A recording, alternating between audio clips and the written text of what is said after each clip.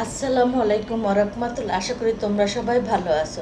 আজকে আমি আলোচনা করব চতুর্থ শ্রেণীর বাংলা বইয়ের পাঠ 14 অমর ও দইওয়ালা। লিখেছেন রবীন্দ্রনাথ ঠাকুর। আগে আমরা পাঠটি পড়ব এবং পাঠের যত অনুশীলনী আছে তার সমাধান করব। চলো আগে আমরা পাঠটি পড়ি। দইওয়ালা, দই দই ভালো দই অমর। দইওয়ালা দইওয়ালা ও দইওয়ালা, দইওয়ালা ডাকছো কেন? দই কিনবে? অমর, কেমন করে কিনবো, আমার তো পয়সা নেই। দইওয়ালা, কেমন ছেলে তুমি, কিনবে না তো আবার বেলা বইয়ে দাও কেন? অমর, আমি যদি তোমার সঙ্গে চলে যেতে পারতাম তো যেতুম। দয়ালা, আমার সঙ্গে? অমর, হ্যাঁ, তুমি যে কত দূর থেকে হাঁটতে হাঁটতে চলে যাচ্ছ শুনে আমার মন কেমন করছে। দয়ালা, বাবা তুমি এখানে বসে কি করছো? অমর, কবিরাজ আমাকে বেরোতে বারণ করেছে, তাই আমি সারাদিন এখানেই বসে থাকি। দয়ালা, আহা বাছা, তোমার কি হয়েছে? অমর, আমি জানি না, আমার তো কিছু পড়িনি, তাই আমি জানি না আমার কি হয়েছে। দয়ালা, তুমি কোথা থেকে এসেছো? দয়ালা, আমাদের গ্রাম থেকে আছি। অমর, তোমাদের গ্রাম? অনেক কত দূরে তোমাদের গ্রাম? দয়ালা, আমাদের গ্রাম সেই পাঁচমোড়া পাহাড়ের তলায়, শ্যামলী নদীর ধারে। অমর, পাঁচমুড়া পাহাড়, শ্যামলী নদী, কি জানি, হয়তো তোমাদের গ্রাম দেখেছি, কবে সে আমার মনে পড়ে না। দোয়েলা, তুমি দেখেছো পাহাড়তলা কোনোদিন গিয়েছিলে নাকি?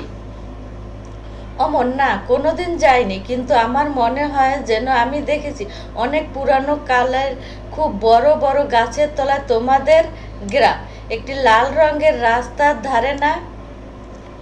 দোয়েলা, ঠিক বলছো বাবা, সেখানে পাহাড়ের গায়ে সব গরু চড়া বেড়াচ্ছে।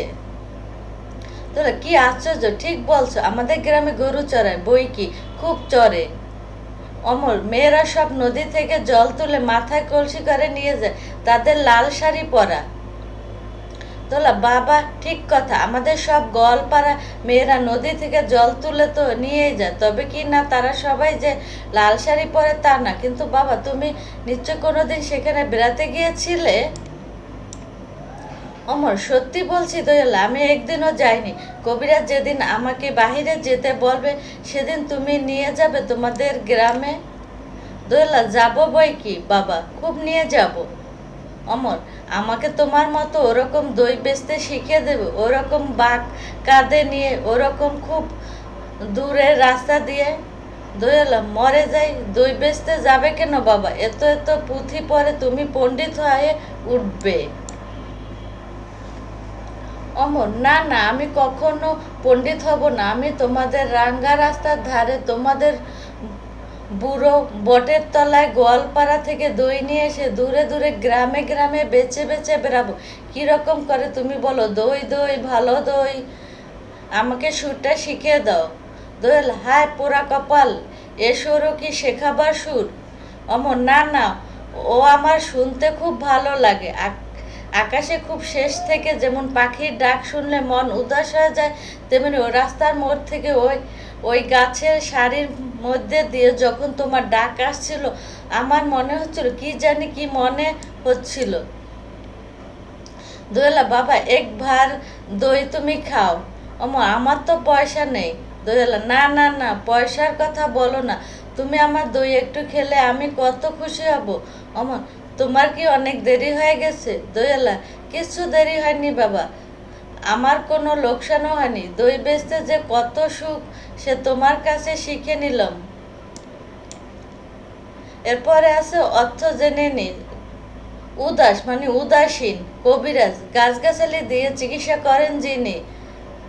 বেলা বয়ে দেওয়া মানে দেরি করিয়ে দেওয়া, হাঁকতে হাঁকতে মানে উঁচু গলায় ডাকতে ডাকতে। পাশে অনুসরণী, ডান ডান পাশ থেকে শব্দ নিয়ে খালি জায়গায় বসে, এই যে ডান পাশে যে শব্দগুলো আছে এগুলো নিয়ে আমাদের এই খালি ঘরে বসাতে হবে। চলো আমরা এই ছকটি পূরণ করে আসি। কথা বলতে বলতে ঢ্যাস গেল, কথা বলতে বলতে বেলা বয়ে গেল। খ, মাথায় করে সবজি নিয়ে ঢ্যাস চলে যাচ্ছে, মাথায় করে সবজি নিয়ে হাঁকতে হাঁকতে চলে যাচ্ছে। ঢ্যাস ঘরের বাইরে যেতে নিষেধ করেছে, কবিরাজ ঘরের বাইরে যেতে নিষেধ করেছে। ঘ আহা ঢ্যাস আবার ঘুমিয়ে পড়েছে, আহা বাচ্চা আবার ঘুমিয়ে পড়েছে। ওমো ঢ্যাস মনে কি যেন ভাবছে না, উদাস মনে কি যেন ভাবছে না, চলো বইতে ফিরে যাই।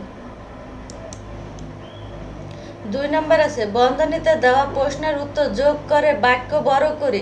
এই বন্ধনীতে যা দেওয়া আছে তা দিয়ে যোগ করে বাক্যটি বড় করতে হবে। চলো আমরা এটা করে আসি। কবিরাজ বেড়াতে বারণ করেছে কাকে? এই বন্ধনীতে আমাদের আরেকটু বাড়াতে হবে। কবিরাজ অমরকে বেড়াতে বারণ করেছে। সব গরু চড়ে বেড়াচ্ছে, সব গরু পাহাড়ের গায়ে চড়ে বেড়াচ্ছে। তুমি পণ্ডিত হয়ে উঠবে, তুমি এত তো পুঁথি পড়ে পণ্ডিত হয়ে উঠবে। তুমি দই খাও কতটুকু?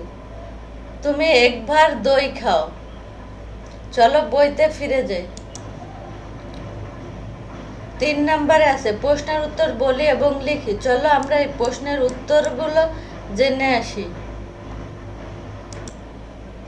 প্রশ্নের উত্তর বলি এবং লিখি। ক দইওয়ালার বাড়ি কোথায়? উত্তর দইওয়ালার বাড়ি পাঁচমুড়া পাহাড়ের তলায় শ্যামলী নদীর ধারে। খ অমর কেন দইওয়ালার সাথে যেতে চায়? উত্তর দইওয়ালা দূর দূরান্ত থেকে হাঁকতে হাঁকতে চলে যায়। তার এই ঘুরে বেড়ানো এবং অচেনা জায়গা দেখার ব্যাকুলতা থেকে অমর তার সঙ্গে যেতে চায়। খ অমর কেন দইওয়ালার সাথে যেতে পারছে না? উত্তর অমর অসুস্থ, তাই কবিরাজ তাকে ঘরের বাইরে বের হতে নিষেধ করেছে, এ কারণে সে দইওয়ালার সাথে যেতে পারছে না। ঘ অমর কিভাবে দইয়ালার গ্রাম সম্পর্কে জানে? উত্তর অমর কোনোদিন দইয়ালার গ্রামে যায়নি, কিন্তু তার মনে হয় সে যেন স্বপ্নে বা কল্পনা গ্রামটি দেখেছে। সে কল্পনা করতে পারে পাহাড় তলে লাল রঙের রাস্তার ধারেই সেই গ্রামটি। অমর দইওয়ালা হতে চায় কেন? উত্তর অমর পণ্ডিত হতে চায় না, সে চায় দইওয়ালার মতো বাঘ কাঁধে নিয়ে রাঙ্গা রাস্তার ধার দিয়ে ঘুরে ঘুরে দই বেচতে। এই স্বাধীনভাবে ঘুরে বেড়ানো আনন্দ পাওয়ার জন্য সেই দইওয়ালা হতে চায়। অমরের সাথে কথা বলে দইওয়ালা কিভাবে দই বেচার সুখ খুঁজে পেল? উত্তর অমর দইওয়ালার কাজকে এবং তার গ্রামকে অনেক সম্মান ও সৌন্দর্যের চোখ দেখাচ্ছে। অমর সরলতা এবং তার দই বেচার প্রতি আগ্রহ দেখে দইওয়ালা বুঝতে পারল তার এই সাধারণ কাজটির মধ্যেও অনেক আনন্দ ও মহত্ব লুকিয়ে আছে। চলো বইতে ফিরে যাই। 4 নম্বরে আছে বিরাম চিহ্ন বসিয়ে লিখি। আমাদের এই অনুচ্ছেদটি বিরাম চিহ্ন লিখে পূরণ করতে হবে। চলো আমরা পূরণ করে আসি। কিচিরমিচির ডাক শুনে ঘুম ভেঙে যায় বকুলের। ওর ভাই পলাশ ও এখনো ঘুমাচ্ছে। বকুল পলাশকে ডাক দেয়, বলে তাড়াতাড়ি ওঠো, ফুল দিতে যেতে হবে শহীদ মিনারে।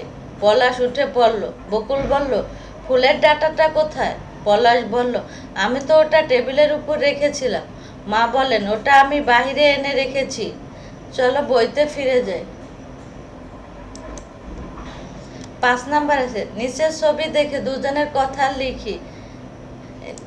নিচের এই ছবি দেখে আমাদের দুজনে কি কথা হতেছে তা লিখতে হবে। চলো আমরা লিখে আসি। ছেলে, ওরে পাখি, তুই ডালের ওপর বসে কি দেখছিস? পাখি, আমি আকাশের নীল আর নিচের এই সুন্দর ফুলগুলো দেখছি। ছেলে, তোর তো খুব আনন্দ, ডানা মেলে যেখানে ইচ্ছে উড়ে যেতে পারিস। পাখি, হ্যাঁ, আমি তো সারা আকাশে ঘুরে বেড়াই, তুমিও কেন আমার সাথে আসো না? ছেলে, কবিরাজ যে আমাকে বের হতে মানা করেছে, তাই আমি জানালা দিয়ে তোকে দেখি। পাখি, দুঃখ করো না বন্ধু, আমি প্রতিদিন এসে তোমাকে বনের গল্প শোনাবো। ছেলে, সত্যি বলছি? তাহলে তো তোর গানও কি আমায় শোনাবি? পাখি, অবশ্যই, আমার সুরের ডালি তোমার জন্য সাজিয়ে রাখবো। ছেলে, তুই কত ভালো রে পাখি, তোর সাথে বন্ধুত্ব করে আমার খুব ভালো লাগছে। চলো বইতে ফিরে যাই। আজকের মতো এ পর্যন্ত। পরবর্তী অধ্যায় ভিডিও নিয়ে খুব শীঘ্রই তোমাদের সাথে দেখা হবে। আল্লাহ হাফেজ।